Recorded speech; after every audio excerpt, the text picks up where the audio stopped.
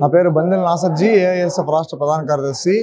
గత ప్రభుత్వంలో ఈ రాష్ట్రంలో నూతనంగా 17 ప్రభుత్వ మెడికల్ కళాశాలలు రావడం జరిగింది.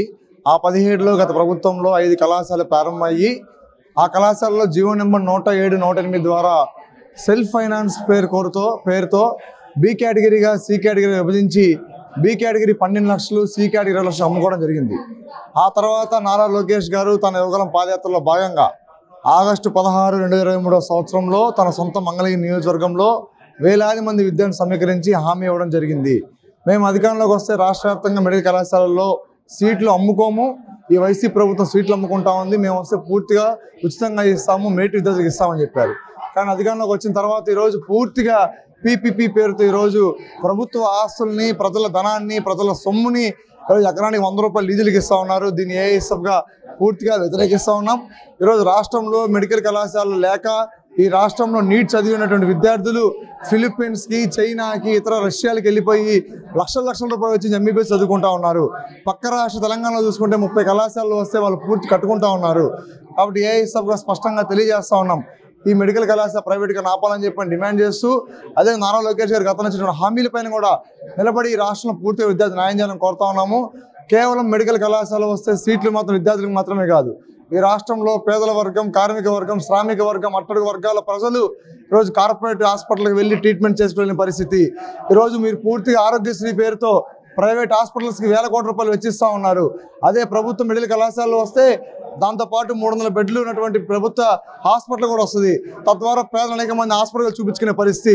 కేవలం విద్య మాత్రమే కాదు, ఈరోజు పేదలకు వైద్యం దూరంగా చేసే పరిస్థితి ఈ పీపీపీ విధానం ఉంది. కాబట్టి ఖచ్చితంగా ఇంకొస్తా కూడా చెప్తా ఉన్నాం, ఈ రాష్ట్రంలో టీడీపీ ప్రభుత్వ నాయకులే కార్పొరేట్ కళాశాలలు. భాష్యం రామకృష్ణ టీడీపీ వాది, అదేవిధంగా ఎన్ఆర్ఐ ఆలపాటి రాజా ఈరోజు గుంటూరు విజయవాడ ఎమ్మెల్సీ. ఈరోజు విజ్ఞానం చూసుకుంటే లావు కృష్ణదేవరాయలు పల్నాడు జిల్లా టీడీపీ ఎంపీ. అదేవిధంగా ఈ రాష్ట్రంలో ఈరోజు గీతం భర్త చూసుకుంటే విశాఖపట్నం ఎంపీ నారా లోకేష్ తోడలుడు, బాలకృష్ణ అల్లుడు.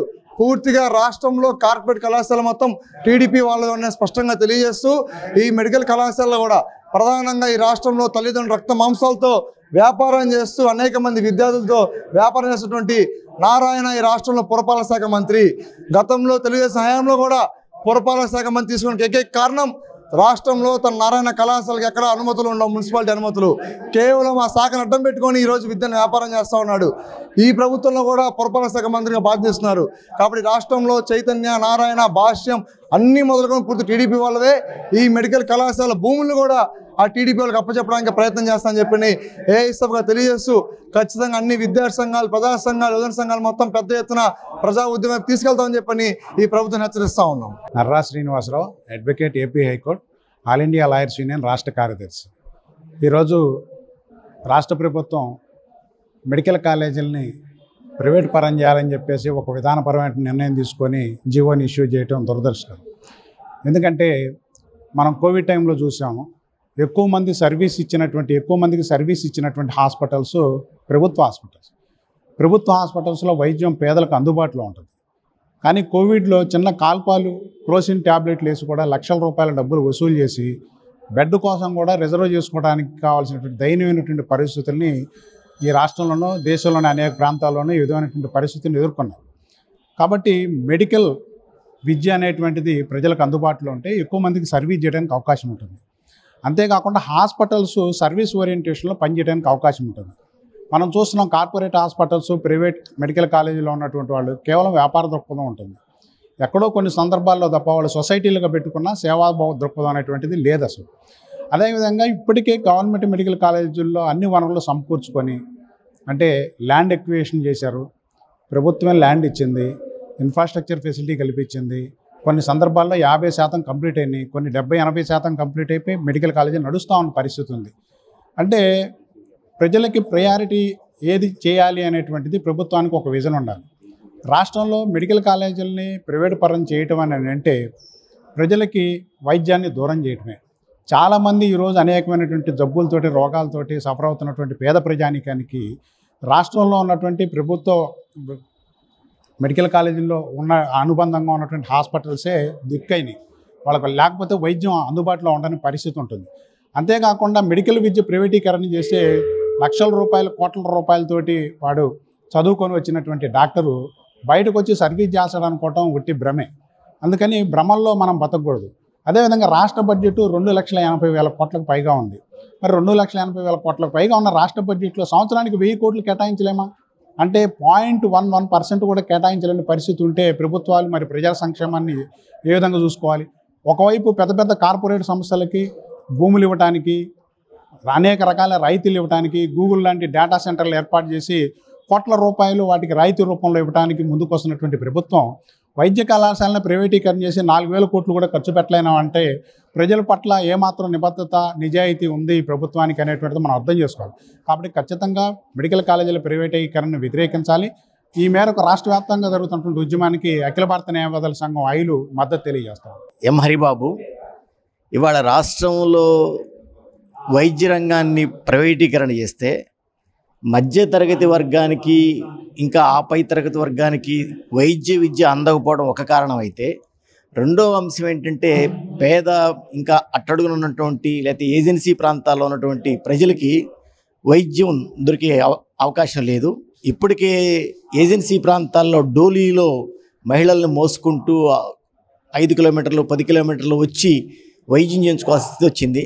కాబట్టి డోలీలోనే వైద్యం చేయించుకునే అంత అగత్యం ఆంధ్ర రాష్ట్రంలో ఉంటే, కొత్త మెడికల్ కాలేజీలు వస్తే వాటిని ప్రభుత్వ రంగంలో నిర్వహించి వైద్యాన్ని ఇంకా ప్రజలకు అందించే ప్రయత్నం కాకుండా ప్రైవేట్ వాళ్ళకి అప్పచెప్పి ప్రైవేట్ వాళ్ళ లాభాల కోసం తాకట్టు పెట్టే పరిస్థితి వచ్చింది.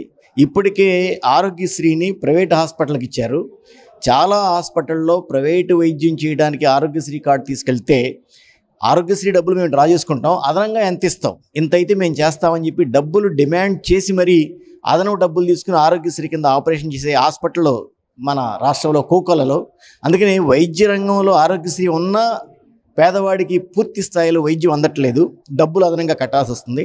ఈ వైద్య కళాశాలలు, హాస్పిటళ్ళు ఇంకా ఎక్కువగా పెరిగితే పేదవాడికి ఏజెన్సీ ప్రాంతాల్లోనూ, రిమోట్ ప్రాంతాల్లోనూ కొంచెం వైద్యం అందే అవకాశం వస్తుంది. అందుకని ప్రైవేట్ రంగానికి కాకుండా ప్రభుత్వ రంగంలో నిర్వహించాలని చెప్తున్నాం. అయితే డబ్బులు ఎక్కడి నుంచి వస్తాయని సమస్య అంటున్నారు. విశాఖపట్నానికి మోడీ గారిని తీసుకొచ్చి యోగా పెట్టి 100 కోట్ల పైన ఖర్చు పెట్టారు. ఆంధ్ర రాష్ట్రానికి మోడీ గారిని తీసుకొచ్చినప్పుడల్లా 300 కోట్లు 400 కోట్లు ఖర్చు పెడుతున్నారు.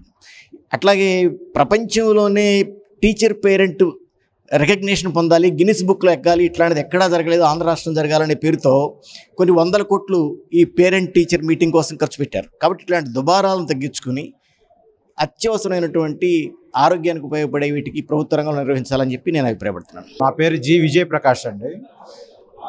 ప్రభుత్వ మెడికల్ కాలేజీలని ప్రైవేటీకరించడం అనేది కేవలం ఒక కాలేజీని ప్రైవేట్ పరం చేయడం లాగా చూడకూడదు. ఎందుకంటే మెడికల్ కాలేజీకి అనుబంధంగా హాస్పిటల్ ఉంటుంది. మెడికల్ కాలేజీలో, ప్రభుత్వ మెడికల్ కాలేజీలో ఎక్కువ మంది పేద మధ్యతరగతి విద్యార్థులు సీట్లు పొందుతారు. మెరిట్ విద్యార్థులు కూడా ప్రభుత్వ మెడికల్ కాలేజీనే మొదట ఆప్షన్గా ఎంచుకుంటారు. కేవలం మెడికల్ కాలేజ్ అనే కాదు, అది ఐఐటి అయినా ఎయిమ్స్ అయినా ఏదైనా కానీ ప్రభుత్వ రంగంలో ఉన్న విద్యా సంస్థకే ప్రాధాన్యత ఇవ్వడం జరుగుతుంది. కాబట్టి మెరిట్ విద్యార్థులు ఒక నాణ్యమైన వైద్య విద్యను కోల్పోయే ప్రమాదం ఉంది. అదేవిధంగా పేద మధ్యతరగతి విద్యార్థులకి, ఆ కుటుంబాలకు కూడా వైద్య విద్య దూరం అవుతుంది ప్రభుత్వ మెడికల్ కాలేజీని కనుక ప్రైవేట్ పరం చేస్తే. అదేవిధంగా దానికి అనుబంధంగా ఉన్న మెడికల్ కాలేజీకి అనుబంధంగా ఉన్న ఆసుపత్రులను కూడా ప్రైవేటైజ్ చేయటం వల్ల పేద మధ్యతరగతి ప్రజలకు కూడా వైద్యం దూరం అయిపోయే ప్రమాదం ఉంది. ఇప్పటికీ ఎంత చెప్పుకున్నా మన దేశంలోనూ మన రాష్ట్రంలోనూ పేదరికం అనేది గణనీయంగా ఉంది. కాబట్టి ఆ ప్రజలందరూ కూడా న్యాయం జరగాలంటే ఖచ్చితంగా ప్రభుత్వ రంగంలో ఉన్న మెడికల్ కాలేజీలని ప్రభుత్వ రంగంలోనే కొనసాగించాలి. అప్పుడే అందరికీ ఆరోగ్యం అనేది అందే అవకాశం ఉంటుంది. ప్రైవేటు యాజమాన్యాలు మెడికల్ కాలేజీలు పెట్టుకునే దానికి ఎవరికి అభ్యంతరం లేదు. కానీ ప్రభుత్వ మెడికల్ కాలేజీలని ప్రైవేటు పరం చేయడం పట్లే ప్రజలు కానీ మేము కానీ వ్యతిరేకిస్తున్నాం. ప్రభుత్వం దాన్ని సానుకూలంగా ఆలోచించి ఈ ప్రతిపాదన వెంటనే వెనక్కి తీసుకోవాలని మేము కోరుతున్నాం.